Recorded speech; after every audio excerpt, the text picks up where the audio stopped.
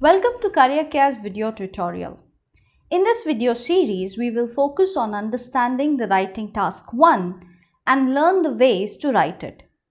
During this series, you will go through various chapters which will help you to learn about the type of tasks and the approach you should use to write about them. Today's video is about the chapter 1. Here we will cover the orientation to task 1 of the writing section, that is report writing. It will help you to understand the exam format and the evaluation criteria which are used to score your write-up. Any exam has a specific pattern. On analyzing the patterns, you will be able to develop an approach which is best in order to excel in that exam. So, first let's discuss the writing section's exam format. The section comprises of two tasks. Task 1 is report writing. In this task, you are given a chart or diagram and asked to summarize the details in a report. On the other hand, task 2 is essay writing, in which you are given topic with some instruction. Your job is to write an essay on the topic in a manner that it satisfies the given instructions. All of this should be achieved in 1 hour. Hence, it is suggested that the test taker should spend 20 minutes on task 1 and 40 minutes on task 2. Note that this distribution of timings are suggested, not mandatory. In other words, it is not the case that after 20 minutes, the task 1's answer sheet will be taken away. The answer sheets will be collected only after 1 hour. So even if you utilize slightly more time on task 1, say 25 minutes, it will not matter. But do realize that it would mean you will now have 35 minutes for task 2. Now this might be a problem as you are supposed to write at least 250 words in task 2 while a minimum of 150 words in task 1. Moreover, task 2 is twice more important than task 1 in terms of the score. Therefore, it is wise to use only the designated time for each of the tasks. Remember that task 1 comes with some amount of information, which is not the case with task 2. You have to work from scratch in task 2. Hence, it's better to follow the suggested timings. So, what kind of information is provided to us? The question paper's format in task 1 is fixed. The question paper will look as shown on the screen. As you can see, there are several sentences with descriptions and instructions telling the test taker what to write in the task 1. The first sentence is an instruction suggesting that you spend 20 minutes on the given task. The second sentence is the chart description, which gives you the details about the illustrated chart. Always read this sentence. It will help you to understand the given data. The next statement in the question is the task description. This sentence informs you about the requirements you need to fulfill in your report. The last sentence is again an instruction specifying the minimum number of words you need to write in your report. Below these sentences, there will be a chart or diagram based on which you will write the report. Now the question arises is, what is report writing? We come across a common form of report writing, news reports. To understand the task at hand, let's try to understand what a news report is. The job of the news reporter is just to narrate the scene and state the facts and not to give suggestions, opinion, or conclusion about it. For example, this is a news report on the incidents that took place in a factory. The report divides the information about the incidents in 3 paragraphs. The first paragraph introduces the incidents. On 10th January at 12 p.m., a devastating fire broke in a garment factory of the Chaudhary Group at Nalasopara. As you can see, it gives information about the location, time, and the name of the factory. So you can say that the role of this paragraph is just to introduce the report and its topic. Moving to the next paragraph, it states that smoke engulfed the whole building, as a result of which the people inside the building could not come out despite of their best efforts. The fire brigade rushed to the spot immediately to extinguish the fire. Even the people of all walks of life joined in the rescue operation spontaneously. This paragraph is describing the incidents, but just giving an overview, not pointing out any specific detail. You could say that the role of this paragraph is to give a summary of the whole incidents. The last paragraph of the report says that after working for nearly 8 hours, the fire brigade succeeded in extinguishing the fire. The fire claimed 12 lives and left many others injured. The wounded were admitted in different hospitals of the area. This looks like the body paragraph, which gives additional detail, this supporting the previous paragraph. Therefore, one can say that a report writing is made of an introduction, an overview, and body paragraphs. The similar standard structure should be followed while writing a report in the IELTS writing section for task 1. You need to have a defined role for each paragraph while writing the report. Note that a report does not have an end paragraph. You may write the overview paragraph at the end, but while writing, students forget that the paragraph is a summary and not a conclusion. And if it happens that your end paragraph has a conclusion, then it will hamper the tone of your report. Its job no longer will be just to report. So a safer approach is to write the overview paragraph as your second paragraph only and avoid the conclusion paragraph. So what is the role of the introduction paragraph? The role is very simple. It is to introduce a given chart or diagram. This paragraph helps the reader to understand the information which has presented in the preceding paragraphs. So you should write the first sentence about the title of the chart or diagram.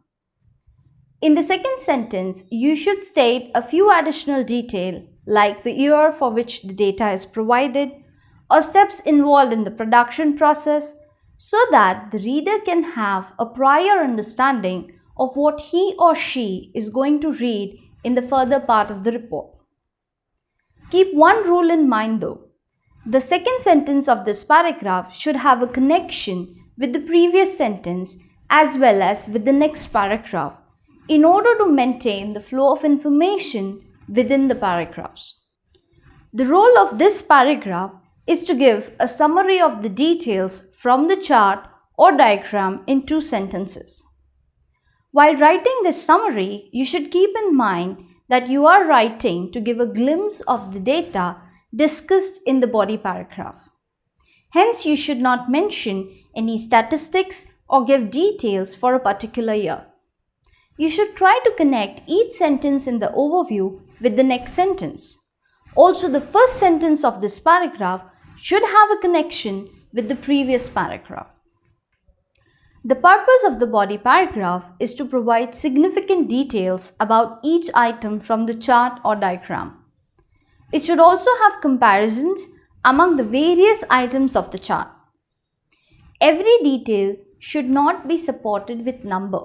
Statistics should be just enough to understand the start point. Too much reliance on numbers and years is not recommended in this task. Therefore, focus more on describing the information with optimum comparison and not on converting the numbers into sentences. The style and content presented in the report writing depends on the type of chart or diagram you need to write the report on. The question types can be divided into 2 main categories: charts and diagram. In IELTS writing task 1, you will come across various charts like line graph, bar chart, table, and pie chart. Sometimes they appear in combination as well. So you can say that within charts there are 5 different types. You will notice that sometimes the data in this chart is changing with time, while sometimes chart just compares between the numbers. Ultimately, it seems like for each chart there are 2 styles. Thus, the total number of charts to be studied are almost 10. Therefore, instead of studying 10 charts, let's study them based on the nature of the data in the charts.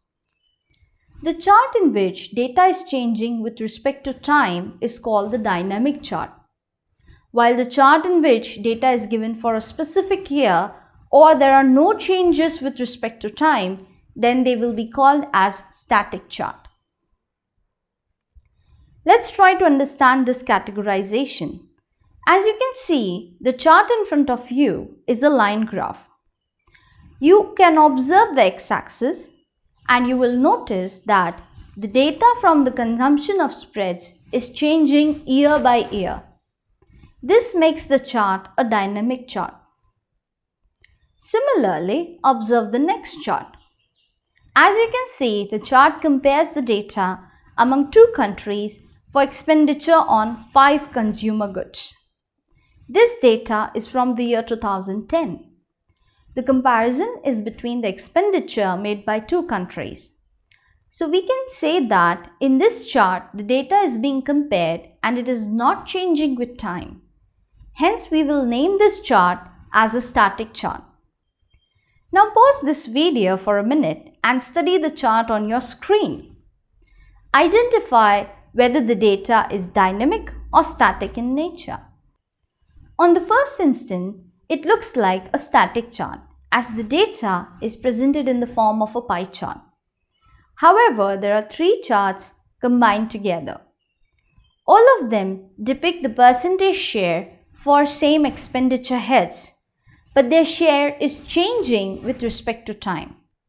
So we can conclude that this is a dynamic chart. This time, identify the chart of data in this table. Again, pause the video and study the chart.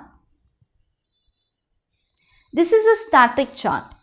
Here the information about the percentage of national consumer expenditure by category is supplied for 1 year. So there is no variation with respect to time. It has a comparison between the expenditure percentage of various countries for these 3 categories. This is a new style of chart. Here you are presented with mixed charts, a pie chart and a table. A mixed chart may have a combination of either 2 variety of charts like a pie chart and a table, or sometimes both the charts may be bar charts. Generally, among these charts, one of them will have more amount of data than the other. The chart with more amount of data should be treated as the main chart and the other one as a minor chart. The strategy and approach that you should follow for such type of mixed chart should be decided based on the nature of the main chart. In this sample, the main chart is the table. The data in the table is compared among 3 regions. So this table is said to have data in static form. Therefore, to write about this chart, you should follow the approach that would be taught to you in the static charts. In writing task 1, you will be presented with diagrams also. These diagrams come in 2 forms. One which has a manufacturing process or life cycle of an animal. Another style of diagram has maps which compares the changes carried out in a town or village. The diagram on your screen explains 2 things, the life cycle of a ladybird and its anatomy. So in the report, after this diagram, you are required to explain the life cycle of the ladybird and as well describe its body part. However, most of the times you are provided with a diagram showing a single process. The last type of task is maps. They come with 2 variants. Sometimes the changes are illustrated over one time period and hence has only 2 maps. Sometimes you may see 3 maps also with changes illustrated over two durations, as can be seen on the screen. So that's all about the type of charts and diagram. Let us move on to understand the scoring in writing task 1. In the writing section, both task 1 and task 2 are evaluated on the basis of 4 evaluation criteria. Each of these tasks is marked on a scale from 0 to 9. The average of the criteria is the task score, which further contributes to your writing section score. The 4 evaluation criteria are task achievement, coherence and cohesion, lexical resources, and lastly, grammatical range and accuracy. Let us understand each of these criteria in detail.